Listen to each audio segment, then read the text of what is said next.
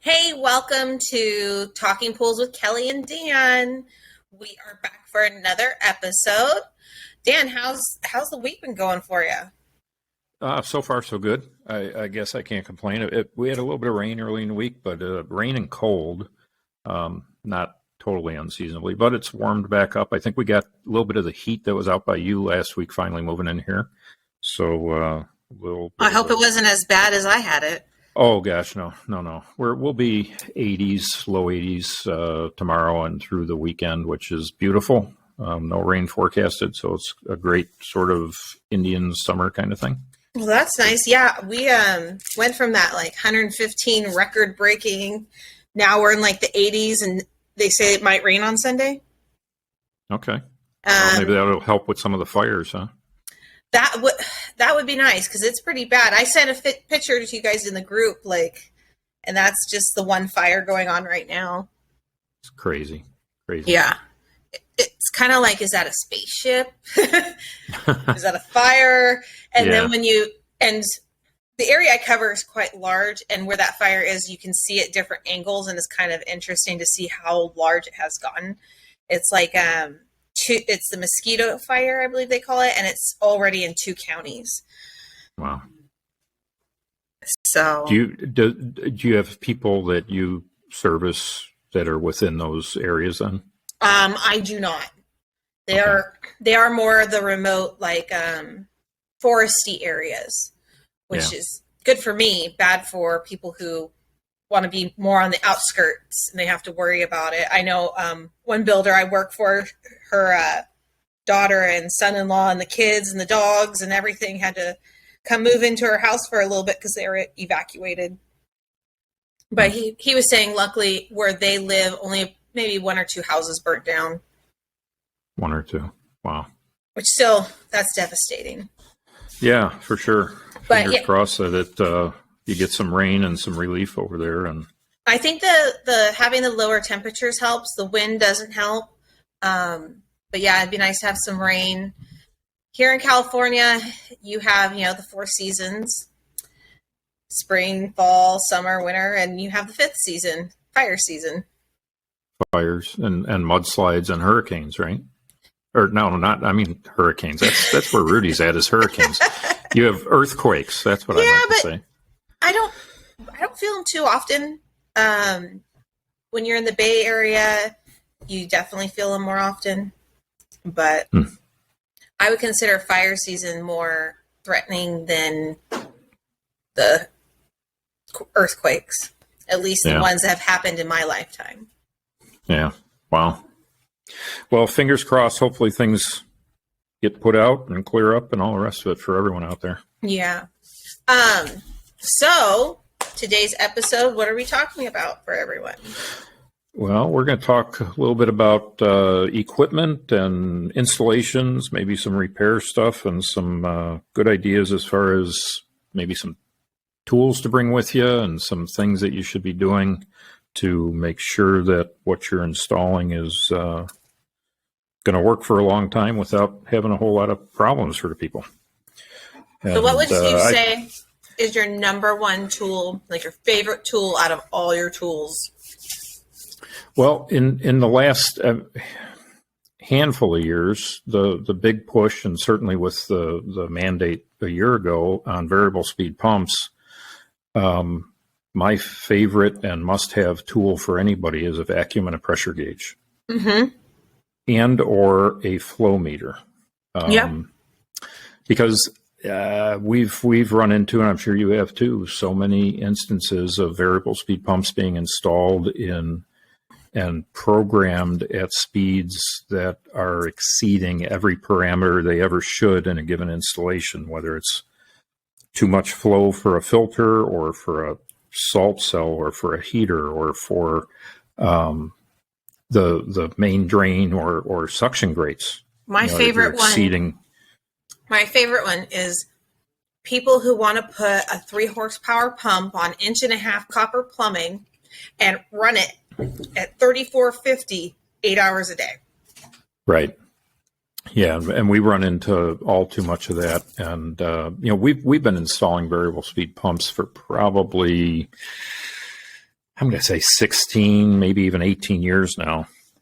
And honestly, we've got a lot of those pumps that are still out there today, which is really, really neat compared to the typical lifespan of single speed stuff. So a lot of good value in having variable speed, longevity, certainly the energy savings is one of the big factors. But if they're not installed properly, we see, filters splitting. We see heaters with, I'll say erosion, not corrosion. Salt cells that are being blown apart and all kinds of things that are just really, really bad. So how do you determine now? Some of the newer pumps, we install everyone's stuff, but we primarily do Pentair stuff, and they have a pump that you can actually program GPM as opposed to RPM, Yep. which makes it real simple and straightforward. But for the majority of the pumps that are out there that are spinning at a certain RPM, how do you know exactly how much water that pump is moving? And we get a lot of people out there that are just, oh, well, I did it this way before and it seemed okay, so I'm going to do it that way again kind of stuff. And I'm not an advocate of that. So, for me, all of the installations that our technicians do, they've got to record the vacuum on the pump and the pressure on the pump and calculate total dynamic head and use the pump curve to dial in, knowing exactly what the speeds they're programming correlate into flow. So for me, it's a couple of very, very simple tools, nothing that are expensive, but really are the most important. VGB, so was it this year VGB standards changed a little bit again? We've got some of those systems that you're talking about, a 3 horsepower pump on 1.5-inch copper pipe, and the velocity going through that pipe is way beyond what the VGB standards call for. So we're putting people potentially in harm's way if we're not careful with what we're doing and we're not professional about what we're doing. So that's where I'll start. How about you? What are your go-to things to bring with you? I would say, okay, my 11-in-1 electrical tool, that is probably the one tool I use 90% of the day.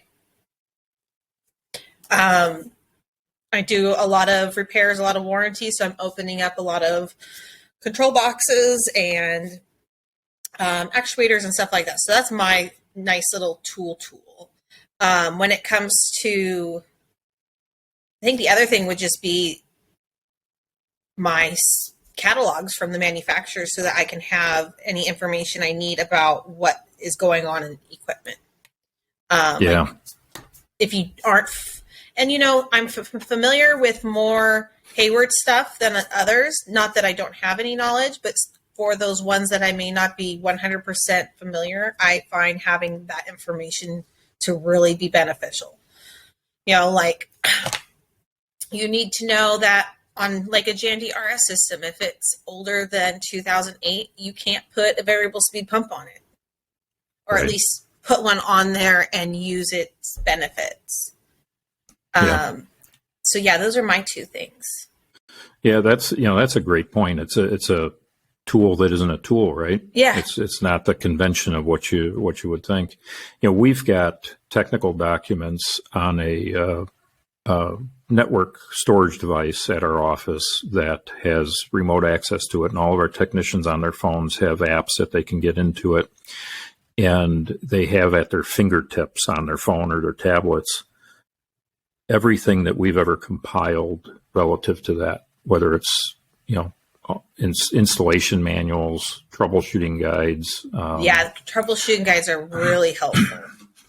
Anything that we've ever been able to get from manufacturers through the in-person training sessions in digital format we put out there. We're not always working on the same exact component, the same exact make, model, day after day after day. And, it's not happened in a while, but we've at times had had homeowners who have said, well, your guy didn't even know what he was doing. He had to look this thing up to figure out how to fix it. But at least he looked it up. Yeah, exactly. And to me, that's not a bad thing. If you've got somebody that has the ability to do the work, and I would argue I've been doing this for a long, long time, but if I were to go out somewhere, I would be looking at a manual before I went out there.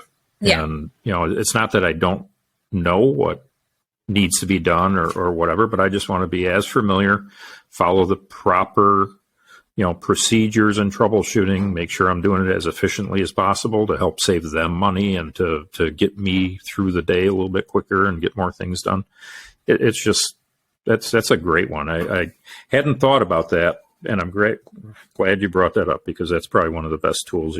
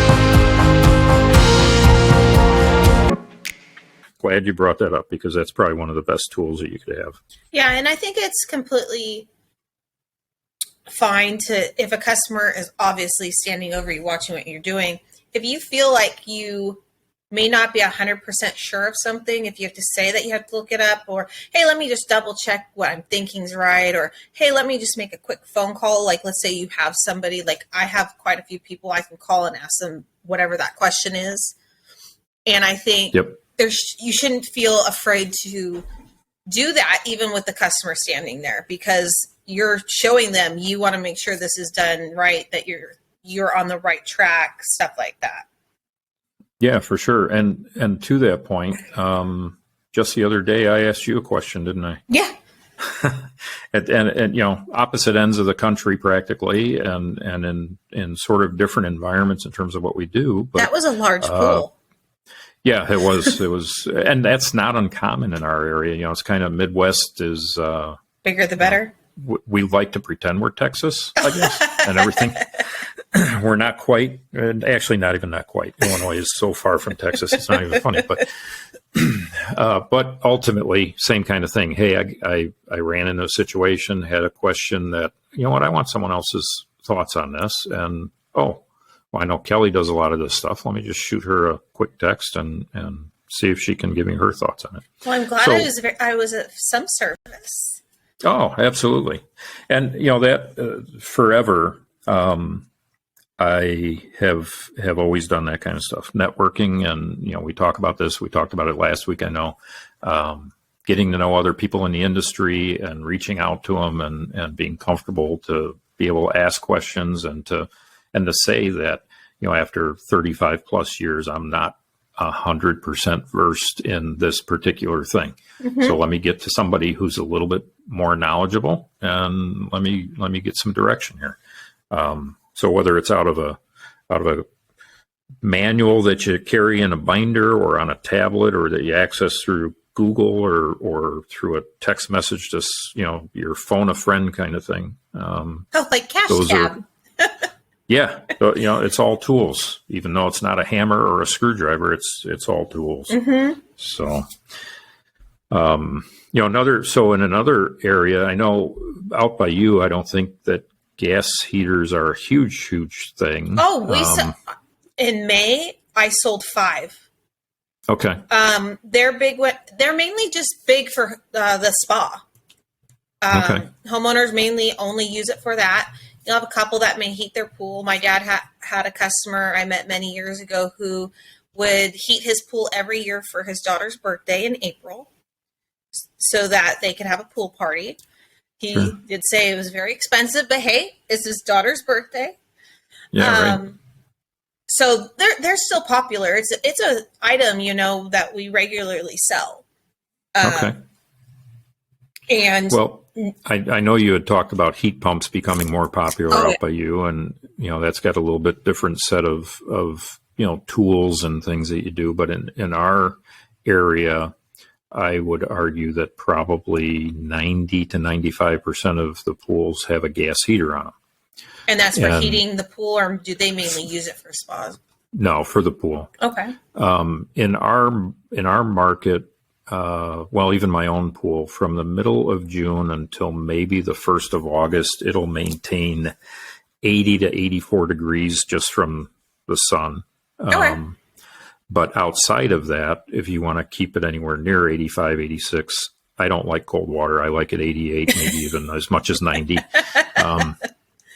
But you need to have a heater. So we do a ton of work on heaters. We do a lot of installations of heaters, replacements of heaters, and things like that.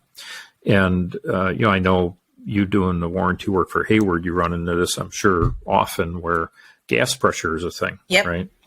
So all of our technicians are required to have at least one manometer on the truck, and I argue that they should have a backup just in case.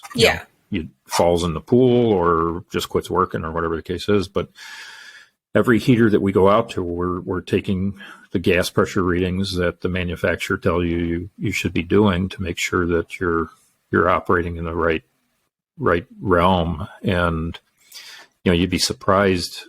Heaters, we've got pools that are 30, 40 years old, tons of them, that have had heaters from day one. Mm-hmm.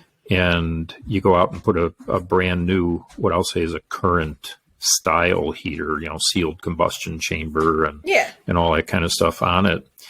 And if you don't check gas pressure, even though the old heater was there and ran for 20 years, you may find that you don't have adequate gas pressure. The newer style heaters are much more demanding of that compared to, I kind of referred to the old style as like a gas grill kind of a heater. You have a tray full of burners and water passing through overhead. And if the pressure isn't great, odds are it'll still work to a certain degree. You're not going to get as much heat as you should. You may have other issues, that it's not efficient, but it, for the most part, kind of goes. And isn't that a good reason why homeowners should know they need to service their heaters? Yeah, absolutely. We talk to people all the time about, these things are not, and pumps as well, of course, filters, you got to be doing routine things, cleaning and whatnot with those. But, if a heater isn't serviced annually to make sure it's clean, the orifices are clean, the gas pressures remain true, that the thing is functioning at its optimum performance, it shortens the life of it. And potentially becomes a danger as well. But I think another thing with heaters is, let's say you're a person who only does repairs, don't clean pools, do nothing chemically with pools, that type of thing. You still should carry at minimum test strips to test the water when you have a leaking heater. Yeah, it's we've had through the years, and we don't do this anymore, but where we would go out and put a new heater in. This mostly happened in the early spring. The people knew last fall the heater had a problem with it leaking. And in the spring, they reach out to us and say, I need a new heater. And that's all they say. They don't tell us it was leaking. Well, the water chemistry only got worse over the winter months. All of our acidic rain and everything else going in the pools. And we put the new heater in, and we've honestly had brand new heaters in as little as 2 to 3 days that have heat exchangers that are compromised because of bad water. Now, that's probably a couple of decades ago since we've run into that, because we started very quickly saying, okay, before we even plan on putting that heater in, we're running a water test on the pool. It doesn't matter what the reason is, we're doing it. Yeah. And getting that water corrected if it's out of balance before we even consider putting the heater in. I had a warranty last year that was for a heater. And it was leaking really, really, really bad. And the first thing I did was test the water, and it was bright yellow for the pH. And so I go over to the heater, and you can see the copper the color of copper where the water had been. And I explained to the customer, normally this isn't covered under warranty, but we'll give you a discount for the new parts. And I tried to educate him on water chemistry, and he's like, but I bought this house from the previous owner who put the pool in, and he just told me to throw a bag of shock in it every week and a tab, and that was all I needed to do. Yeah. So that's where you need, even as a repair person, you kind of have to have some sort of water chemistry knowledge to teach these customers when you come into those moments where water chemistry damaged the equipment. Thanks for listening and making us part of your day, and keep tuning in every Tuesday for more of Kelli and Dan and all the good things that we'll try to bring to you. Remember, rate us, download when you listen. Let us know if there's anything we can do to help you in the field or in the office or anything pool related. So we will talk to you guys next week. Have a good week. Bye. Bye.